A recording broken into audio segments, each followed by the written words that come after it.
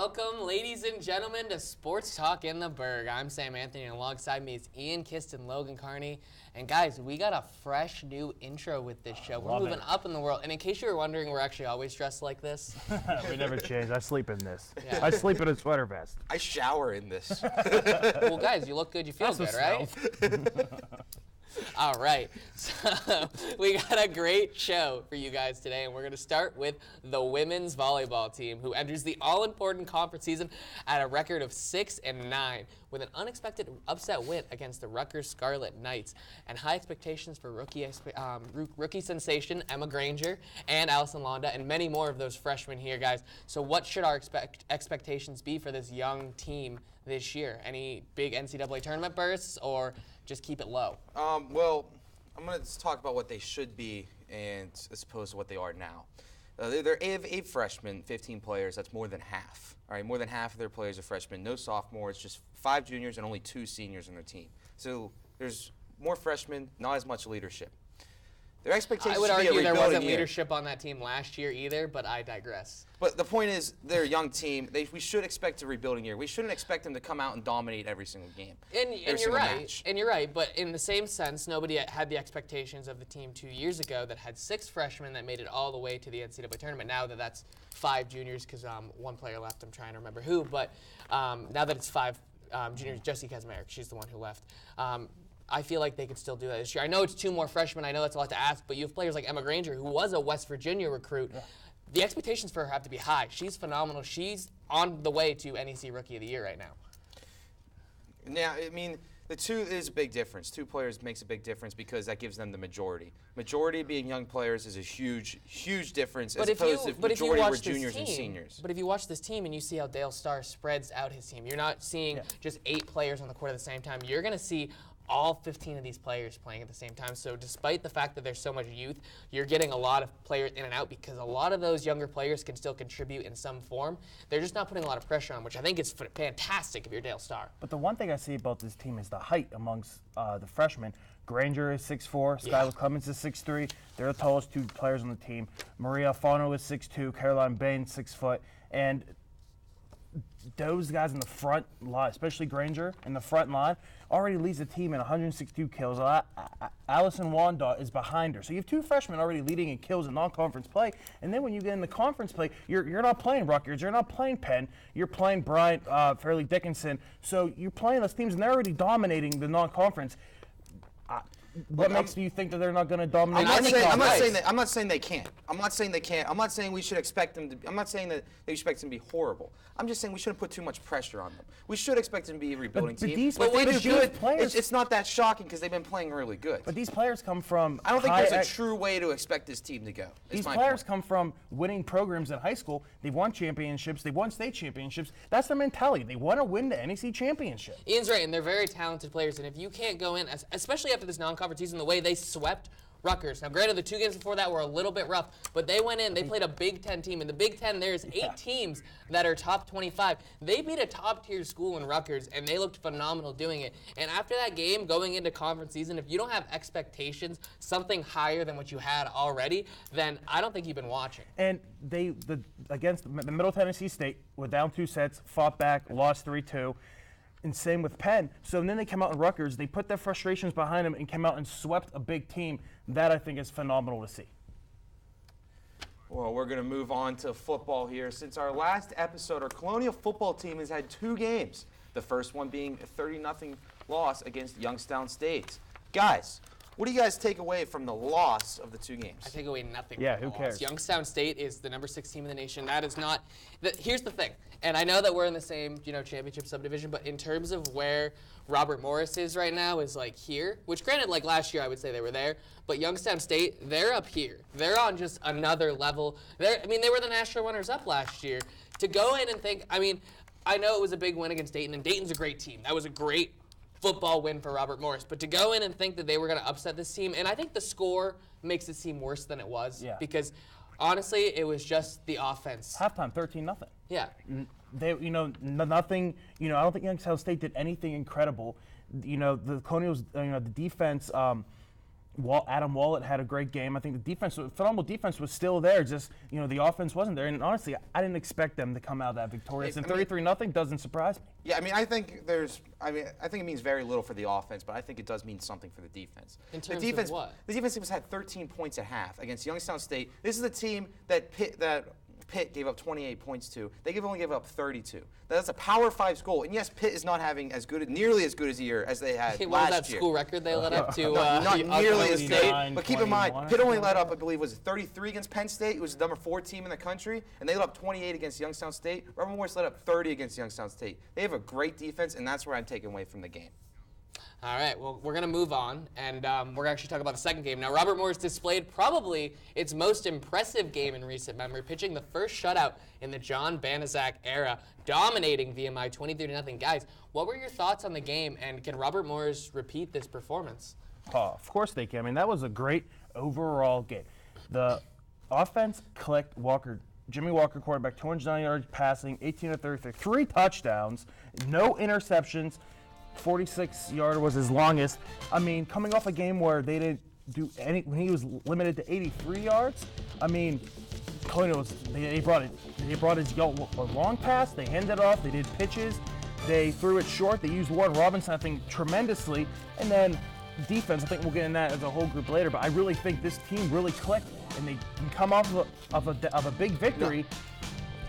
No, I'm gonna go crazy, and I can't wait to the end of the year that I can sit here at this desk and say I told you so to both teams. I am standing by my 6-5 prediction, and you know what? I'm gonna give one further, and you guys all at home can be sure to write this down. I'm gonna say that they will finish either in the top 2 in the NEC this year. The NEC is a weak conference. They are a weak conference that the teams constantly beat up on one another. I don't think they're a weak conference. Their passing game was their weak point coming into the year, and their passing game had 291 yards, 3 touchdowns, and their defense had a shutout. They played against VMI. It doesn't matter. Lost to a D2 school. But they beat a good team. I think I heard a little bit of laughing when I heard you say second, because it was a team that's really bad. VMI lost to a Division II team last year, and just overall, it doesn't matter. You have to beat those bad teams. Good teams beat up bad teams. They scored 23 points. I wouldn't call it beat shutout. up. It was a shutout. It was a shutout, Sam. The men's soccer team now holds a 0-6-1 record after their tie against Bucknell this past weekend.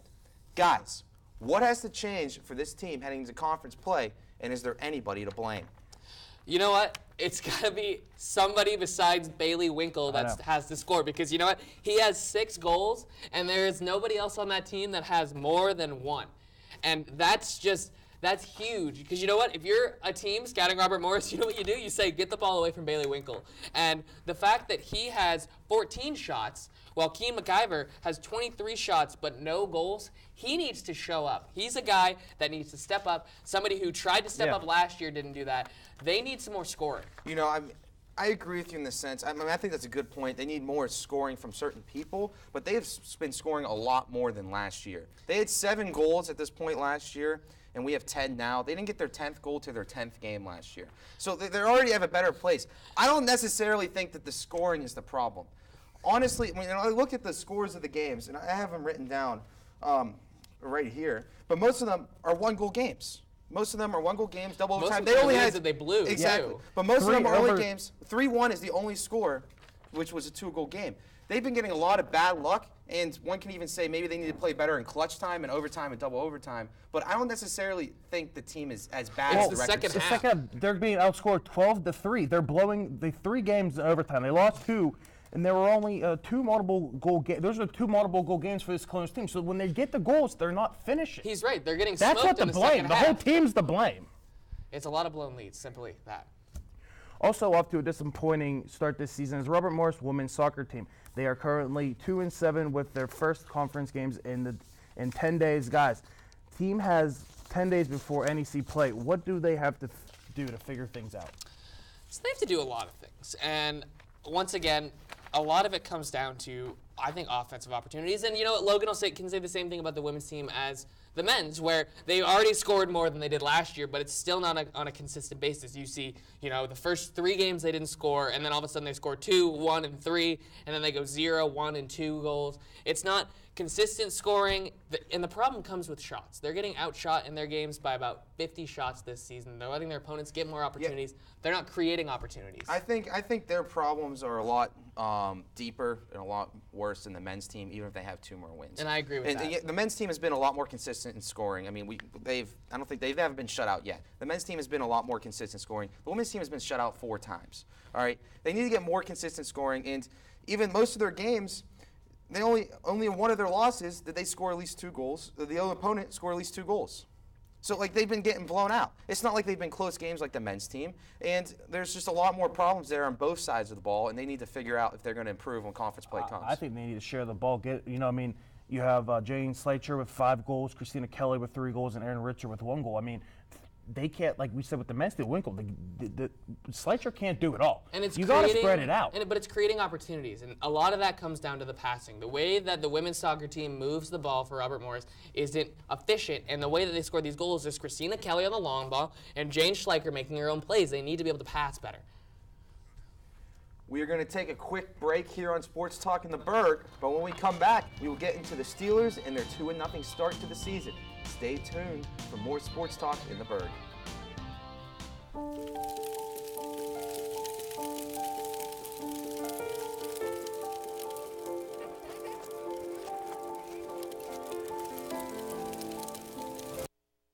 So, I just moved in with this family, and it's embarrassing.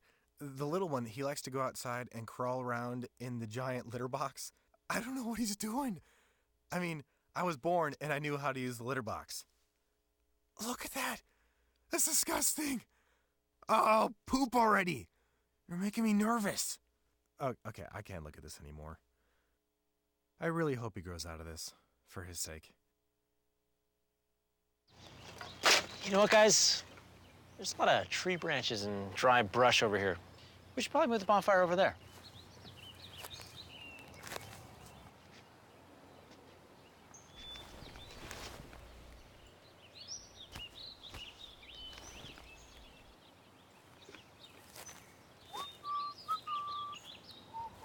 I'm guessing Smokey liked that idea.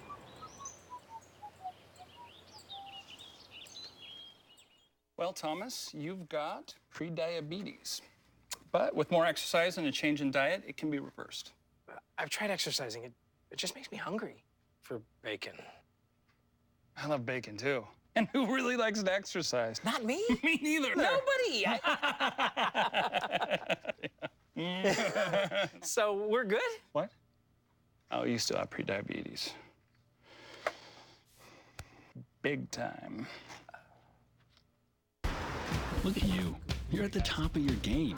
You're unstoppable. Nothing can throw you off track. Wait, is that your car? Uh-oh. Yeah, I saw that coming. That will throw you off track. You're looking at around 10 grand in fines, legal fees, and increased insurance rates. Let's try this again. Smart move. Because buzz driving is drunk driving. Welcome back to Sports Talk in the Burgh. We're through 2 weeks of the NFL season, and the Pittsburgh Steelers started off their week 1 with a 21-18 win over the Cleveland Browns. Guys, what was your thought on the Steelers' week 1 performance against the Cleveland Browns? Whew, that's my thought. I mean, I was listening to the car back from Hershey, Pennsylvania, from that weekend. But like, the only thing that came to me was they can win close games. I mean, they didn't blow them out. I wouldn't even say that, though, because it was like the 8 garbage points at the, I know it wasn't garbage, but like 8 points at the end where like they tried to catch up. Like, it wasn't like a battle, but there was nothing about that game that impressed me. I think that Le'Veon Bell did not look good. 10 carries for 32 yards, I believe. It wasn't impressive.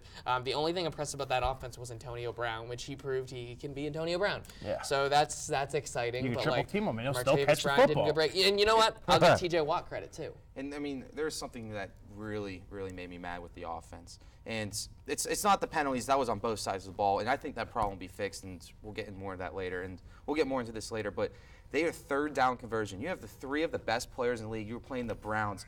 38.46 on third downs. That was 14th best in the league. When you have the 3 of the best players at the quarterback, wide receiver, and running back position, and arguably the best offensive line in the position, you got to be better than that. There's no excuse. No excuse.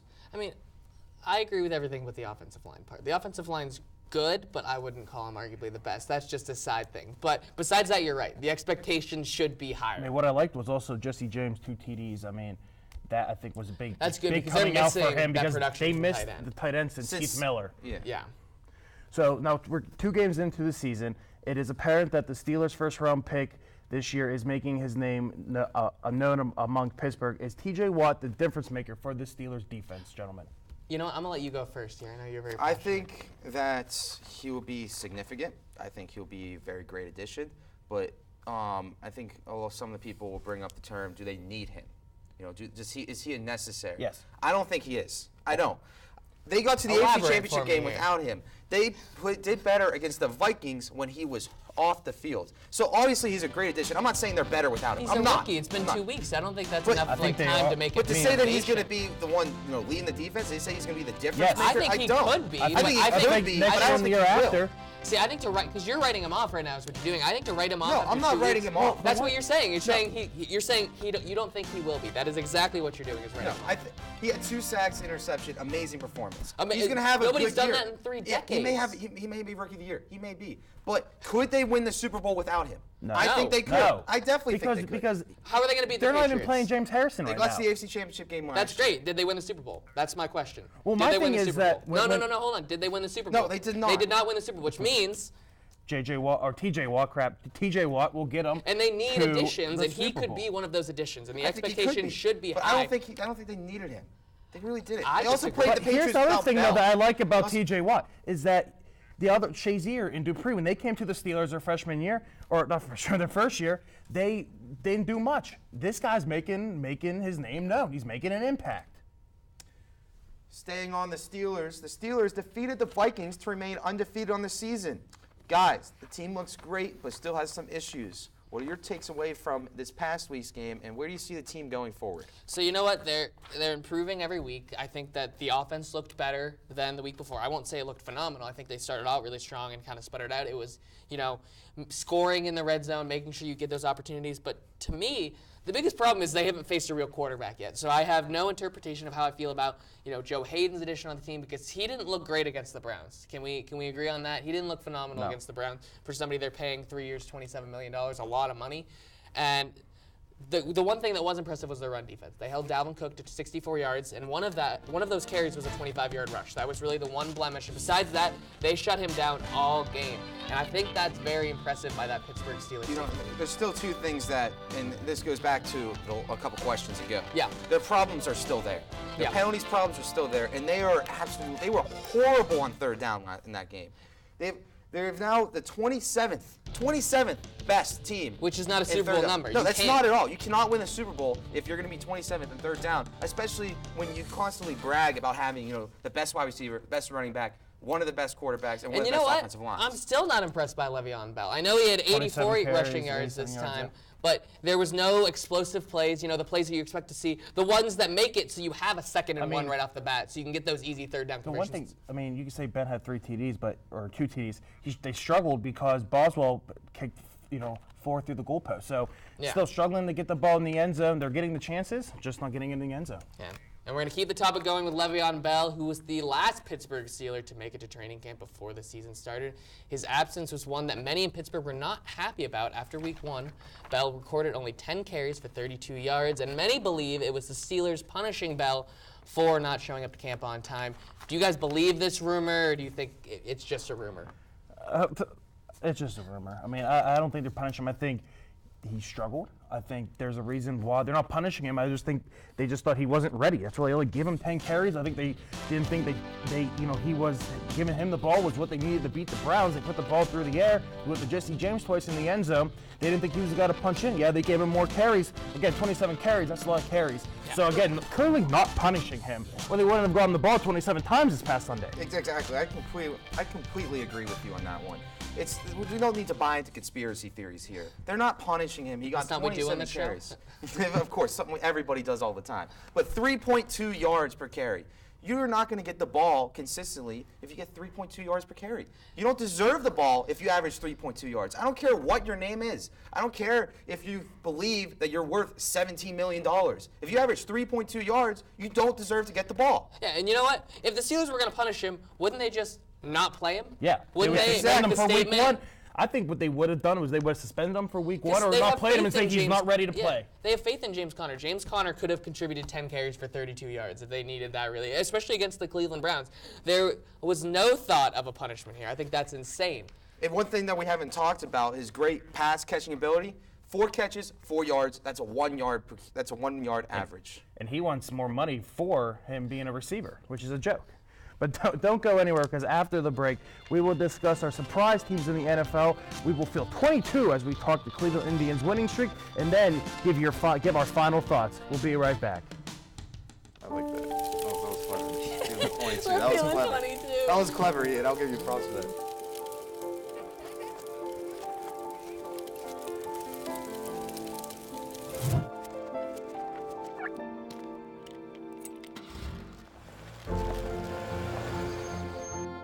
Did you know parking over tall, dry grass can spark a wildfire? Only you can prevent wildfires.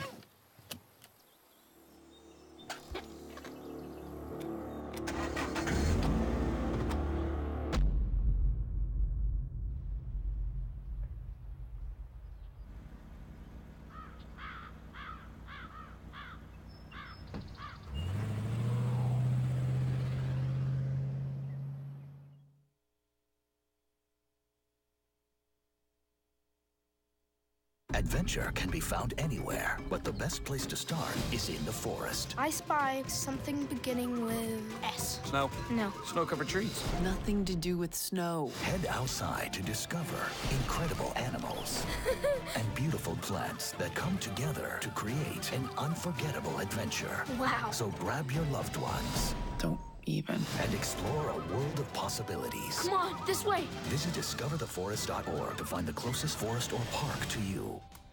Welcome back to Sports Talk in the Burgh. Entering week 2 of the National Football League season, is there any team you guys expect to surpass expectations this season and be that surprise team? Well, I don't see a surprise team in the normal Pick a sense. team, Logan. Pick a team. If I'm going to say the most improved team that I see, the Cleveland Browns. They're going to be the most improved. I have them winning. I have them going 6-10 this year. I have them beating the Colts, Jets, Jaguars, Bears, Bengals, and Ravens. I believe that's going to be 6-10 because they got an easy schedule, a better team. But I'm not surprised because you know what? Nobody expected the Browns to come out and be as bad as they were last year. People expected the Bears and the 49ers and the Jets to be as bad as they were. The Browns are right where they're supposed to be. They're better than they were last year, and they're putting up a decent, where they're going to put together a couple wins. But I'm not surprised by the Cleveland Browns. You know who I am surprised by, Logan, is the Denver Broncos. The Denver Broncos have looked phenomenal. That huge win against the Dallas Cowboys. Are you not telling me that you weren't surprised when they destroyed I'm not gonna lie, the I'm Dallas surprised. Cowboys? It was a surprise. They were 9-7 last year. But 2 years they're plus a team Super that was Bowl. They're projected not to go- surprising if they're good. I think the Buccaneers, I know, Logan, you'll say that's not a surprise. We all expect them to be good. Well, do we expect them to win the division? You know what? beat And the Falcons? he has a fair point though, because That's the the Falcons have surprise looked factor in my phenomenal. pick. That is a good point. But I'll I don't give you think that they'll one. win the division. I'm gonna. I be mean, entirely honest with you. I think they'll Congrats, have Steve. their obviously their backs, pinned to the wall. But I seriously think Jameis Winston has this breakout year. Doug Martin, when he comes back, I think he'll be stellar. There's a low-budget baseball team near here that's been having an amazing season.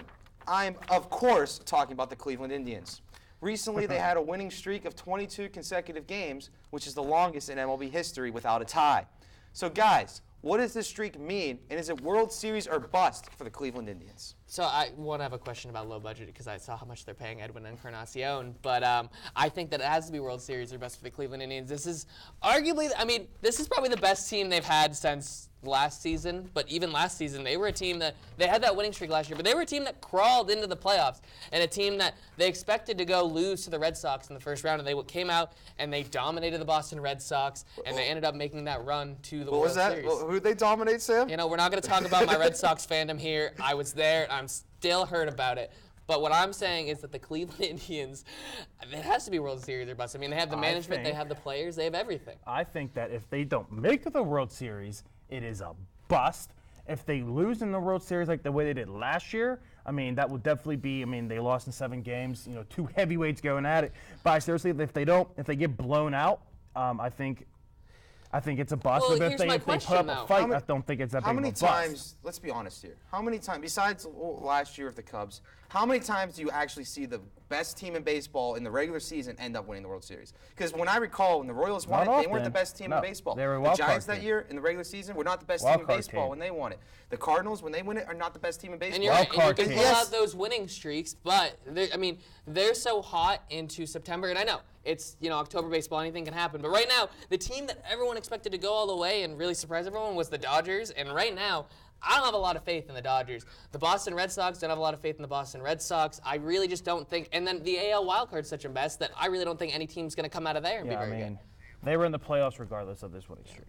All right, and we're going to wrap up the show today with this new segment we're going to do called Final Take, where each of us is going to give our final take on something that's on our minds. So we're going to start off with me. My final take today is the disappearing hero, Nick Bisceglia. Everyone at Robert Morris remembers the kid from 2 weeks ago who led the Colonials to victory over Dayton for the first time in 17 years.